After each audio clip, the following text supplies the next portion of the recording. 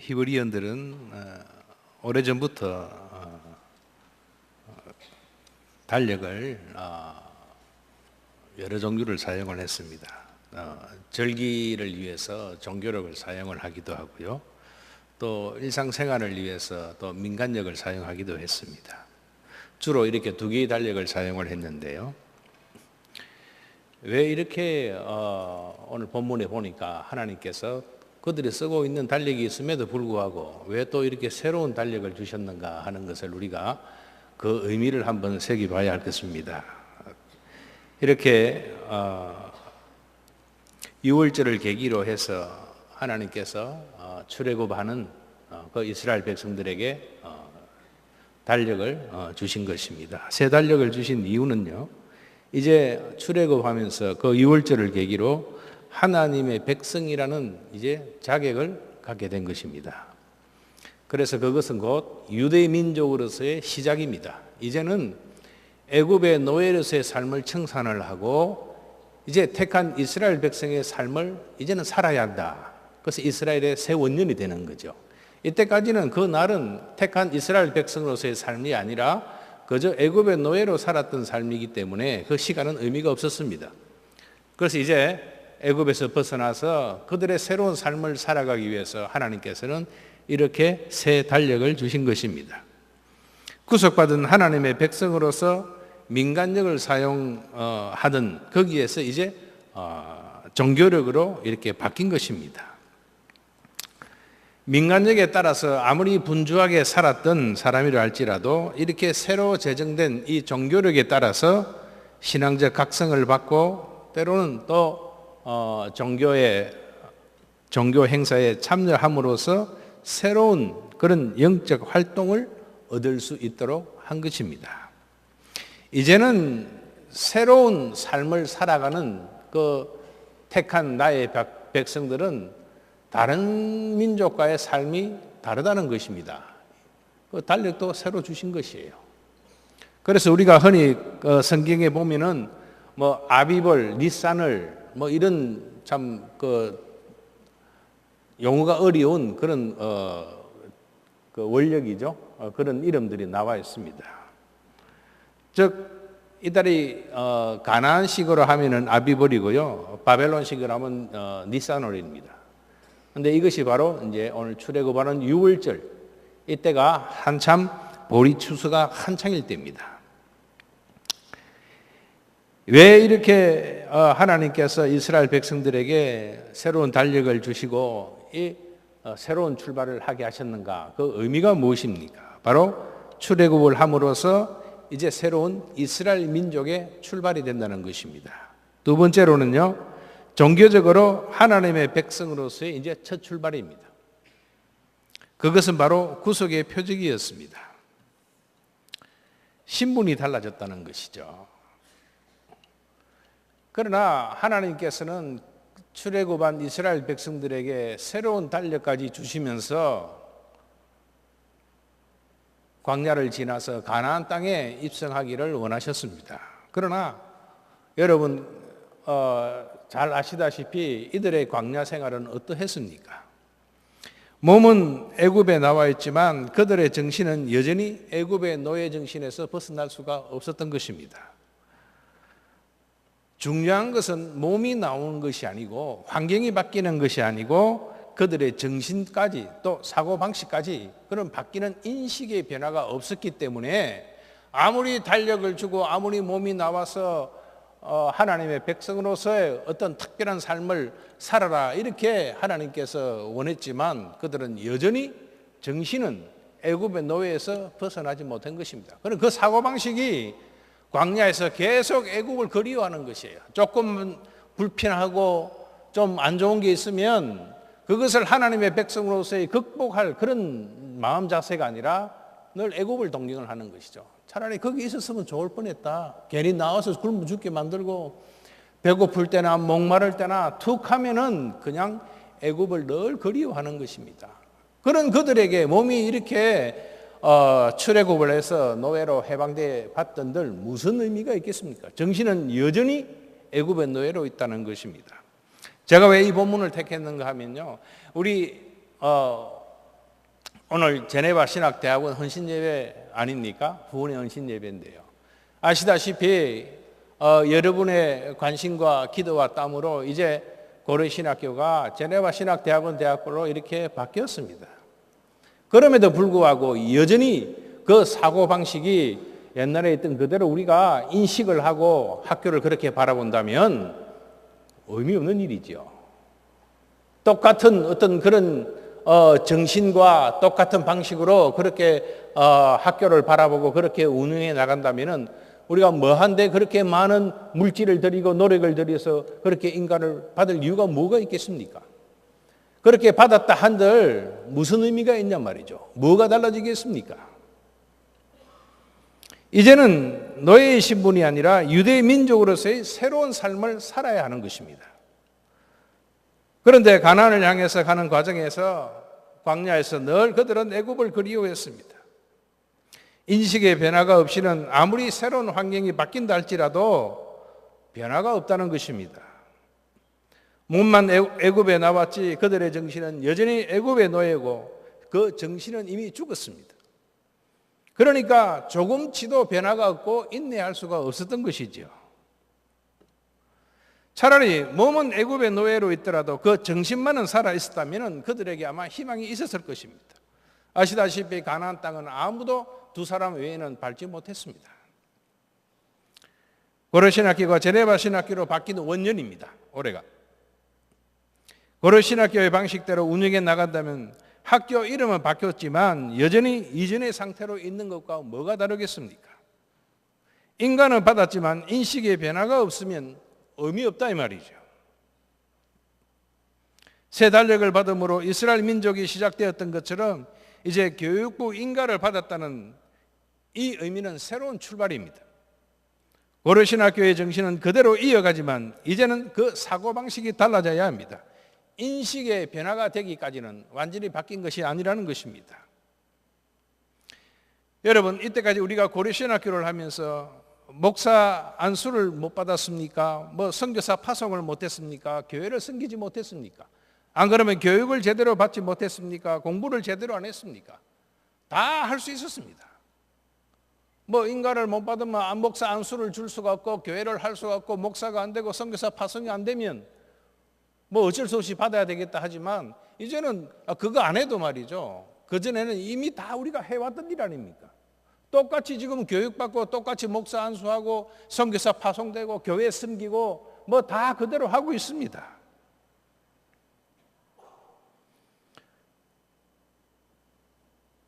뭐가 달라지는 것입니까? 이제는요, 숱한 신학교들과 이제는 제대로 경쟁을 해야 하는 것이죠. 옛날에는 우리끼리 그냥 우리 교단 내에서 그냥 이렇게 했습니다. 아무도 간섭받지 아니하고 타치받지 아니하고 우리 나름대로 이렇게 해왔지 않습니까? 그러나 교육부 인가와 동시에 이제는 공식적으로 경쟁을 해야 하는 그런 단계에 왔습니다. 이제는 방한통수가 아니고 전국적으로 전 세계적으로 다른 학교들과 경쟁해서 이제는 살아남아야 합니다. 출애굽의 의미는 애굽에서 해방되는 것이 목적이 아니라 가나안 입성입니다. 인가를 받은 자체가 그것으로 문제가 해결되는 것이 아니라는 것입니다. 이왕 인가를 받았으면 이제는 명실상부한 최고의 신학교로 만들어 가야 하지 않겠습니까? 그러기 위해서는요, 저와 여러분 그리고 앞으로 신학교를 지망하는 우리 별님들의 인식의 변화가 필요하다. 저는 그렇게 생각을 합니다. 그래서 이 시간에는 저와 여러분 우리 모두가 이 인식의 변화에 대해서 제가 한번 말씀을 드리기를 원합니다. 그 첫 번째 대상이요, 우리 별님들입니다. 학교의 어떤 그 퀄리티라 그럴까요? 학교에 우리가 해마다 전 세계 대학이 1위부터 100위까지 발표를 하고 그 안에 서울대학이 들어가니 안 들어가니 그런 뉴스 종종 보시지 않습니까? 그 제일 여러 가지 요소가 있겠습니다만 제일 첫 번째가 우수한 학생입니다. 우수한 학생을 뽑아서 그 우수한 학생들이 교육을 제대로 받고 사회에 나가서 얼마나 사회 공헌을 하는가, 이거 이제 점수를 매기는 것이거든요. 그 외에도 뭐 도서관이나 교수 이 진이나 여러 가지가 뭐 재정이나 다 필요하겠지만 제일 먼저 우선되는 것이 학생입니다. 우수 학생을 뽑아야 되지 않겠습니까? 우리 지금 유일무이하게 전 세계적으로 경량교회만 하는 것이 바로 별림운동 아닙니까? 참 좋은 것입니다. 근데 저는 뭐 자세하게 어떻게 운영되지는 잘 모르겠습니다. 그러나 당부드리고 싶은 것은요, 신학교 별림이면 신학교 가겠다고 서원을 한 사람 아닙니까? 그럼 신학교 갈 준비를 하셔야죠. 나는 신학교 갈 거니까 뭐 학점 신경을 안 써도 되고 뭐 취직 준비 안 해도 되고 공부 안 해도 된다, 이래 생각하시면 큰 오산입니다.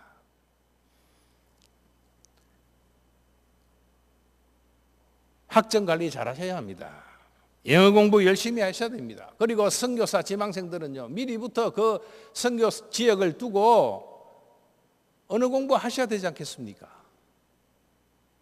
신학교 졸업하고 이제 뭐 어디로 파송 받아가지고 이제 30 넘어가지고 거 가서 이제 언어 배우고 학교 다니고 언어 배우고 어느 세월에 선교합니까? 공부하다 끝나지요. 머리 그래 굳어가지고 공부해봤자 그 현지인한테 설교 한 마디 제대로 그 나라말로 하기 힘들다 이것이죠.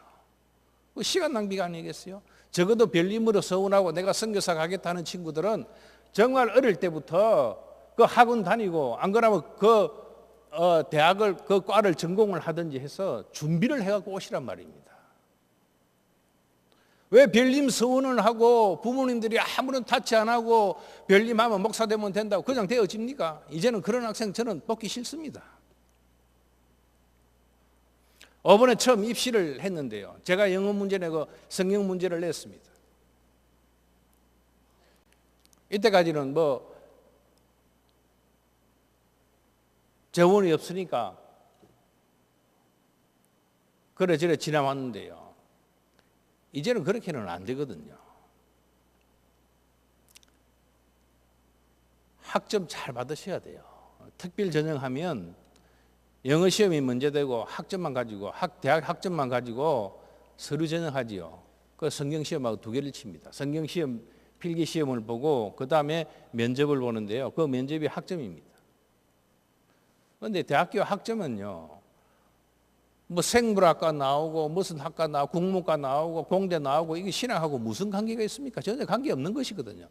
그렇지만 그 학점은 아카데믹 어빌리티예요. 학습 능력이거든요. 이 학생이 학교 다닐 때 자기 주어진 일을 얼마나 성실하게 공부하고 또 공부할 수 있는 능력이 있는 사람인가, 그걸 평가하는 것이거든요.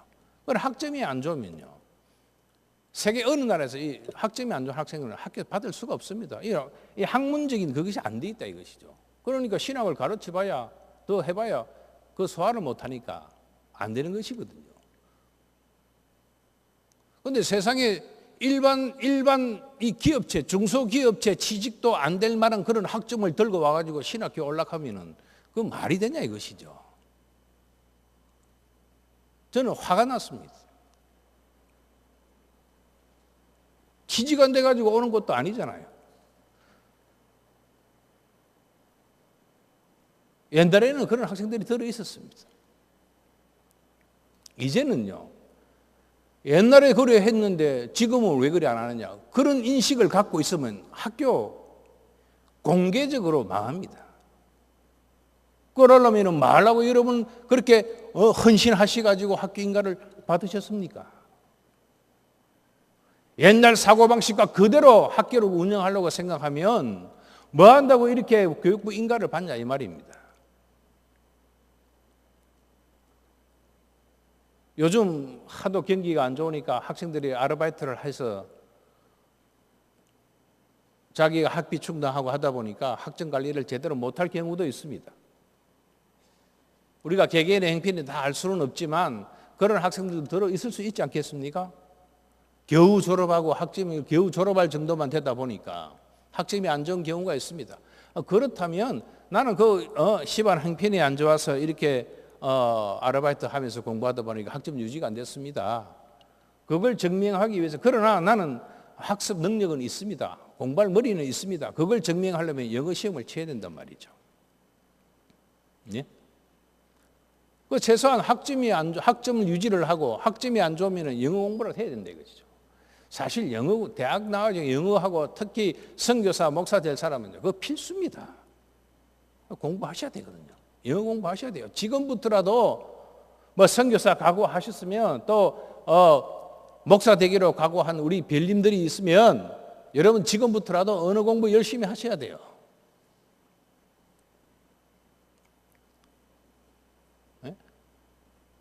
그래 그 신학교에 올 뭐 준비를 하셔야 되지 않겠냐 이 말입니다.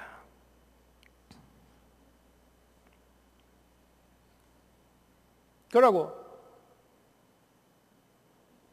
저녁 날짜가 있지 않습니까? 뭐 몇 달 전부터 공고를 합니다.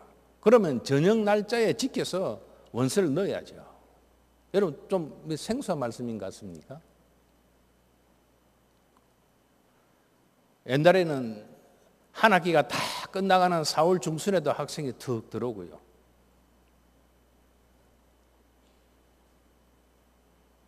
뭐 이러다 보니까 그 인식이 그대로 남아가지고 뭐 하루 원서 전형이 뭐 하루 늦으면 어때? 이틀 늦으면 어때? 그런 인식을 갖고 온단 말이죠. 저는 도저히 그것이 이해가 안 갑니다. 그거 나중에요. 입시 전형 일자가 만약에 1일부터 5일까지인데 6월에 접수를 했는데 그걸 받아들였다 하면 그 입시 부정되는 겁니다. 입시 부정된다고요. 그런 인식들이 너무 없는 것 같아요. 이때까지 그래 왔으니까. 적어도 신학교에 와겠다는 그런 결단이 있으면 그 시간 날짜만큼은 지킬 줄 알아야 되지 않겠습니까? 사소한 것 같지만 저는 MDB 공부할 때 그렇게 배웠습니다. 교수님이 며칠까지 페이퍼 내라 그러는데 하루 늦었습니다. 며칠 몇 시까지 12시까지 이렇게 정하거든요. 근데 12시 반이나 1시 돼서 내면요 한 학점 깎아버려요. 그리고 교수님한테 그거 좀 너무하신 거 아닙니까? 뭐 학생들이 몇십 명이 내는데 한꺼번에 다 읽어보시는 것도 아니고 어차피 12시까지면 그 하나 다 읽어보면 1시, 2시 되실 텐데 그때는 1시, 2시 내도 막 늦지 않겠습니까? 이래 이야기를 했더니 그 교수님 하시는 말씀이 당신 나중에 목사가 돼가지고 오늘 7시 헌신 예배인데 좀 늦으니까 한 8시 가겠습니다 라고 그 익스큐즈가 되겠느냐는 것이죠. 여러분 제가 오늘 7시 예배인데 제가 좀 바쁘니까 한 8시에 할 테니까 여러분 좀 기다려달라고 1시간 기다리시겠습니까? 있을 수 없는 이야기 아니겠어요? 그런 것들의 어떤 기초적인 훈련이라는 것이죠. 그래서 제가 그 많은 깨달음이 있었습니다. 그런데 저녁 날짜 이거 아무런 생각 없이 그렇게 하다가는요 나중에 이제 하나 보면 10가지를 안다고 너무 소홀히 생각하고 뭐 하나 긴장되는 것이었고 그렇게 돼서는 안 될 것입니다. 그래서 이 별로 서운한 우리 별님들은 이제부터 인식을 달리 하셔야 됩니다.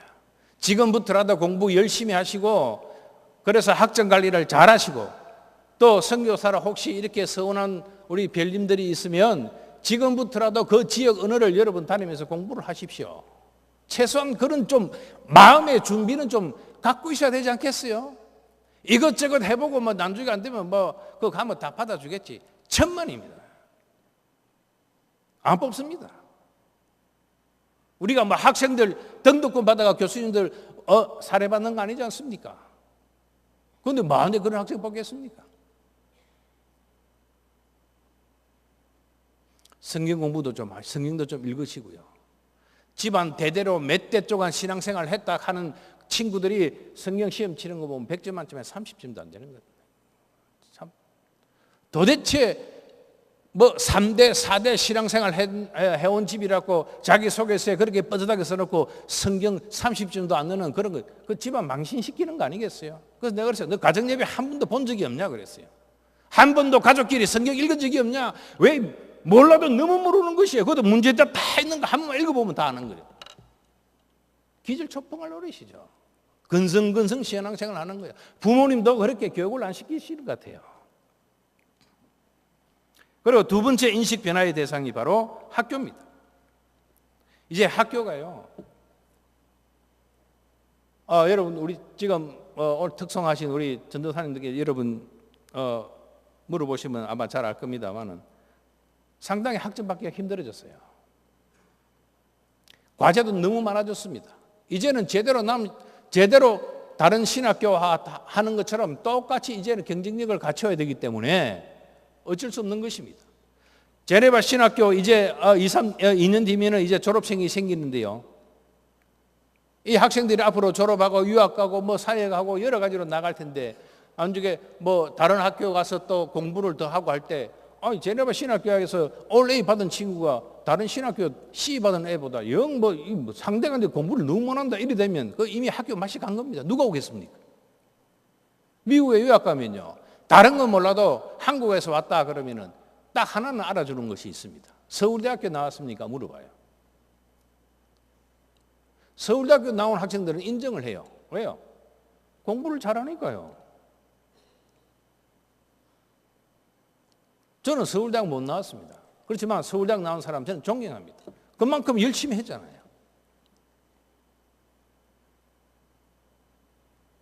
그래서 서울대학 나온 친구들이 그 학교에서 공부를 우수하게 잘하니까 이 미국 대학 내에서 통계를 다 뽑거든요. 그걸 보니까 서울대학에 나온 친구들이 잘하더라 이런 인식이 있는 것입니다. 그런데 몇 년 지나가지고 제네바 신학교 나온 사람들 보니까 제네바에서는 올레이 받은 생생이 여기 와서 공부하는 거 보니까는 C도 못 받고 헤매더라 이래 되면은 그 학교는 이제 A를 받아도 C로 바꿔버린단 말이죠.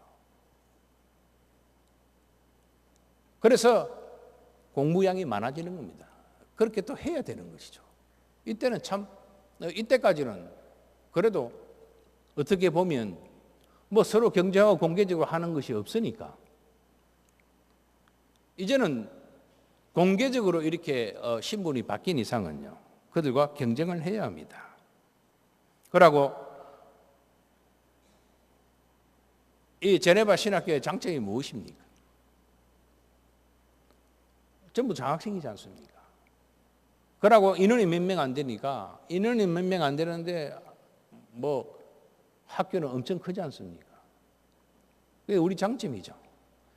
뭐 100명, 200명 모아가지고 교수가 학생이 뭐 이름도 모르고 얼굴도 모르고 한 번도 대화도 안 나눠보고 이렇게 졸업해도 누군지 모르는 그런 학교보다는 얼마나 이 분위기가 좋습니까? 또 공부 외에는 다른 것이 할 수 없는 그런 아주 정말 지리적으로도 정말 훌륭한 그런 학교지요. 다른 것이 없어요. 나 공부밖에 할 게 없습니다. 공부밖에 할 수 없을 정도로 환경이 있는 것 그것도 정말 복인 것입니다. 정말로요. 네? 공부하고 기도 아니면 할 게 없을 정도로 그런 좋은 장점들이 있거든요. 옛날에는 다 전액 장학금을 했습니다. 그런데 올해는 바꿨습니다. 공부 안 하면 장학금도 없다 이것이죠. 공부 안 하는데 피땀 흘려서 이렇게 성도들이 낸 헌금을 그냥 꿀떡꿀떡 할 수 없다 이것이죠. 공부 안 하면 니도 내고 해라 이것이죠. 그래서 3.0 이상이 안 되면 장학금에서 탈락입니다. 그리고 또 어느 정도 학점까지 3.0 이상이 안 넘으면 B 이상이 안 되면은 자기 돈 50% 내야 됩니다. 그 밑에까지는 100% 내야 되죠. 100% 한 번 내고 두 번째는 학교 그만두고 해야 됩니다.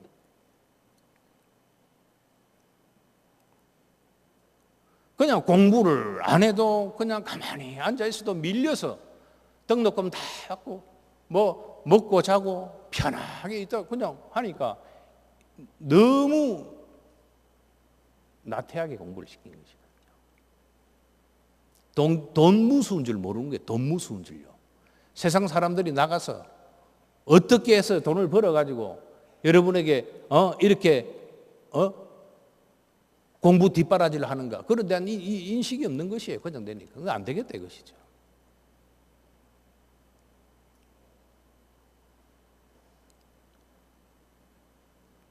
모르겠습니다만 이번 학기 장학금 다 받는지 안 받는지는 모르겠어요. 양도 많이 늘어나고요. 아마 혹시 우리 재학생들 가운데 혹시 학부형들 계시면은 등록금 내야 되는데요 하면은 학점이 안 나온 줄 아셔야 됩니다.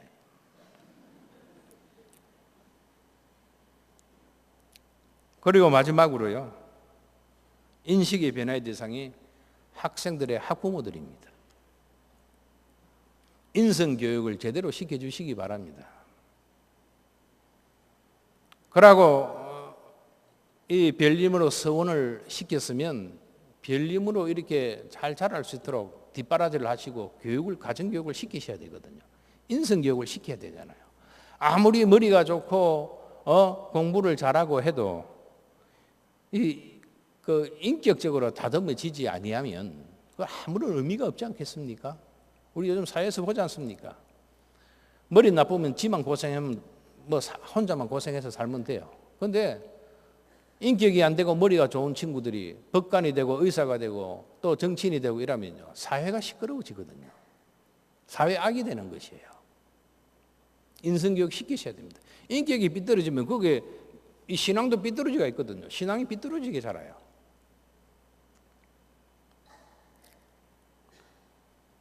그러고 그럴 리가 없겠습니다만은 또 하나 높아신 분으로 말씀을 드리고 싶은 것은요. 아니 우리 애를 신학교에 보내놨는데 왜 학교 안 받아줍니까? 내가 경력교회 다닌 지가 수십 년인데 이럴 수가 있습니까?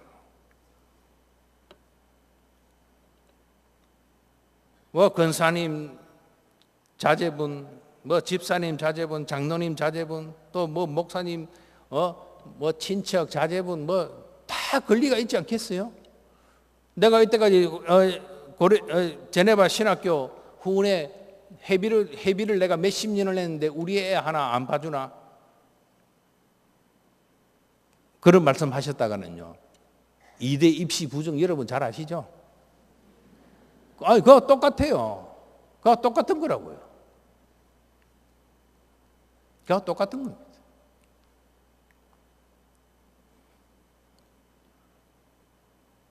접수기간 지나가지고 부모님이 전화해가지고 우리 애가 우리 조카가 입학하려는데 좀 접수 좀 늦었는데 내면 안 되겠나? 그런 전화 하지 마십시오. 서로 얼굴 붉히고 아는 어떤 그거에 그런 거 좀 하지 마시라고요. 옛날에는 그런 거 많이 해서 4월 달에도 들어왔으니까요. 한 학기 다 끝나가는데 들어오는 거예요. 누구 목사 뭐고, 누구 장로 뭐고, 권사 뭐고, 이래가지고 다 들어왔어요. 그때 어쩔 수 없었죠. 그런데 그런 인식이 그대로 지금 오면은 아주 그건 곤란하다는 것입니다. 인식의 변화가 여러분 분명히 있으셔야 합니다. 안 그러면요, 옛날 그대로 하실 것 같으면 뭐한데 그렇게 많은 물질을 들여가지고 교육부 인가를 받았습니까? 얼마나 여러분 그것 때문에 힘드셨습니까? 얼마나 많은 애를 쓰시고 노력을 하셨습니까? 얼마나 많은 기도를 하셨습니까?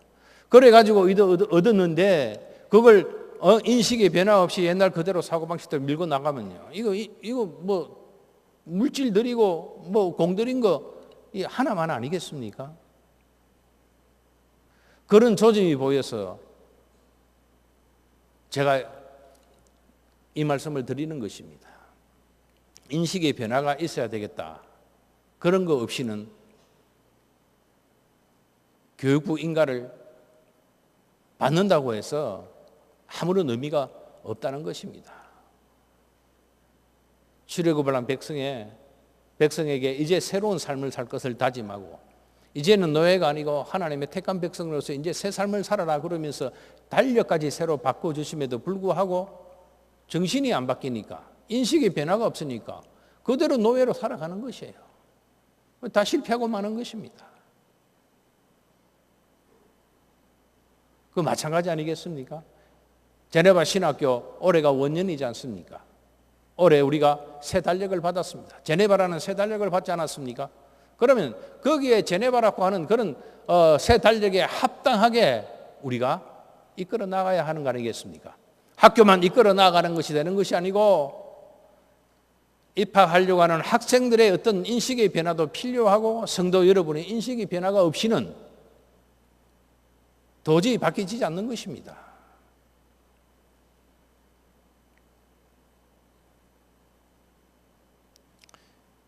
준비를 안 해가지고 오면요, 들어오자마자 그릭 히브리 공부를 하는데 영어 기본이 되어 있지 않으면요, 그릭 히브리를 이해하기가 한계가 있어요. 그런데 그때서 왜 뭐 정관사가 어떻고 부정관사 중학교 수준에 왜 이게 어 붙이고 왜 이게 더 붙입니까? 이런 거 질문해서 하면은 피곤한 거 아니겠어요?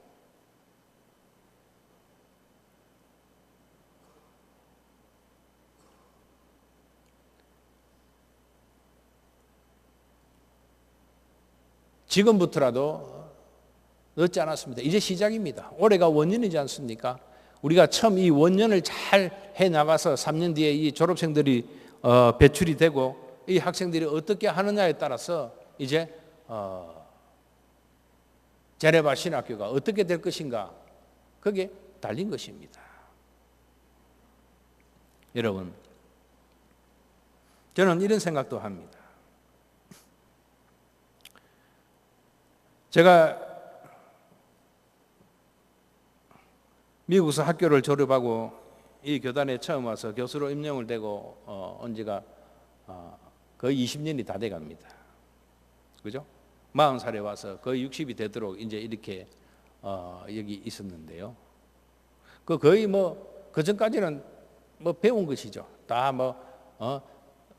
학교 다니고 군대 갔다 오고 대학 졸업하고 직장 생활 한 몇 년 하고 유학 갔다가 이제 와서 여기 있는데 거의 인생을 여기, 제 젊음을 여기 다 바쳤지요. 퇴직한 후에 이 학교를 바라보고 그런 생각을 했습니다. 그냥 제가 이제 한번 상상을 해보는 것이에요. 누가 당신 퇴직하기 전에 어디서 일했습니까?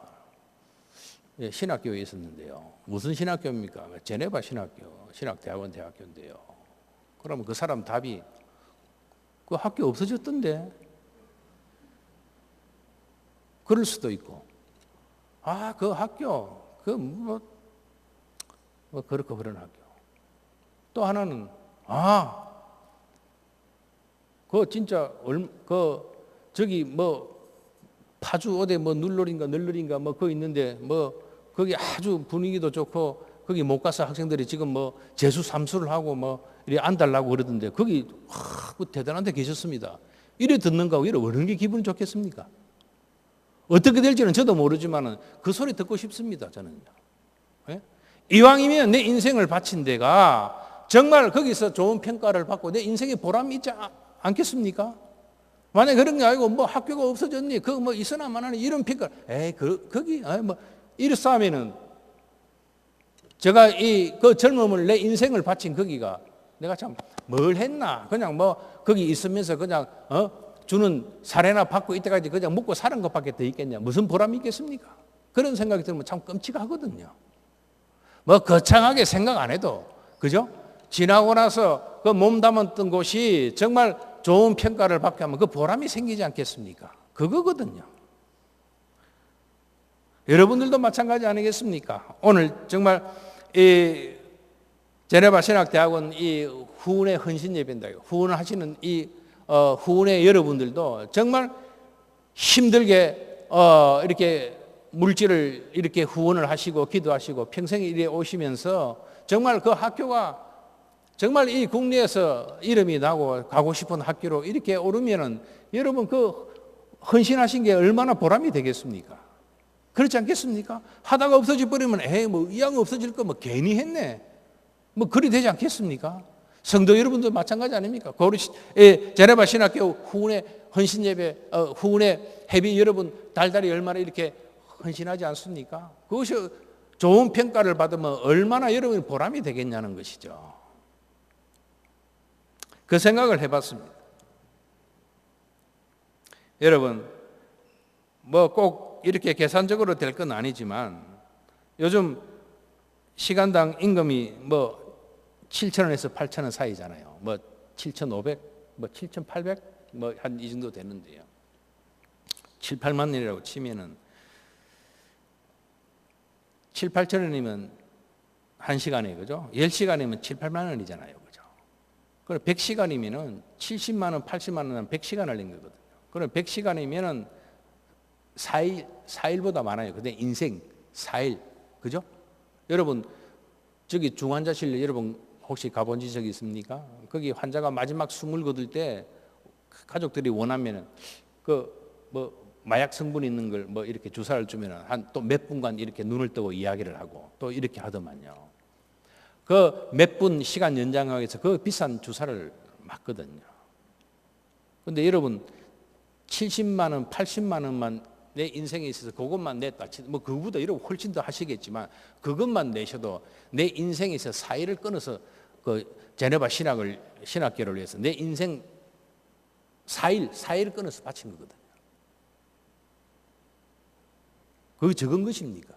내 인생 4일을 바치는데 7, 80만 원.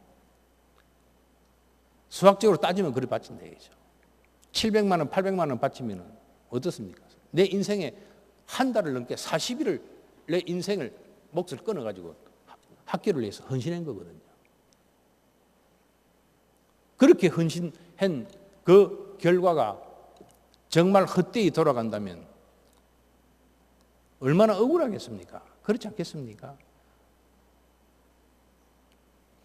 그래서 저는 제 인생에 있어서 또 여러분들 인생에 있어서 이 제네바 신학대학원 대학교 헌신하는 이것은 노아의 방주처럼 생각을 하고 싶습니다. 노아는 평생을 들여서 방주를 만들었지 않습니까? 믿음 하나로 방주를 만들었죠. 노아 하면 떠오르는 것이 뭐 있습니까? 방주밖에 없잖아요. 노아 하면 방주가 떠오르잖아요. 그죠? 그래서 이 방주는 노아의 인생의 믿음의 작품이란 말이죠. 네? 그것처럼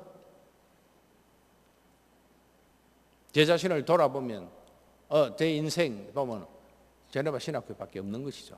여러분 후원하시는 후원의 여러분들도 인생에 있어서 그죠? 그것도 하나의 인생의 열매가 되는 것이고 성도 여러분들도 마찬가지 아니겠습니까? 교회와 더불어 그 신학교라는 그런 열매가 분명히 있는 것입니다. 그러나 그것이 헛되지 아니하도록 이왕 저와 여러분이 함께 헌신하고 또 기도하고 물질로 봉사하고 다 우리 정리를 쏟는 이것이 나중에는 결과적으로 노아의 방주처럼 그런 아름다운 그런 믿음의 작품이 되었으면 참 좋겠습니다. 여러분 원년을 받은 이 제네바 신학교 여러분 기억을 하시고 또 우리 별님들 우리 후원하시는 우리 별님들 서원한 우리 별님들도 지금부터라도 늦지 않습니다. 여러분 준비를 하시고 마음의 준비를 하시고 실력을 쌓고 공부로 준비해 오시기를 간절히 바랍니다. 그리하여 노아의 방주 같은 그런 믿음의 작품을 만들어가는 저와 여러분이 다 되시기를 주님의 이름으로 축원합니다.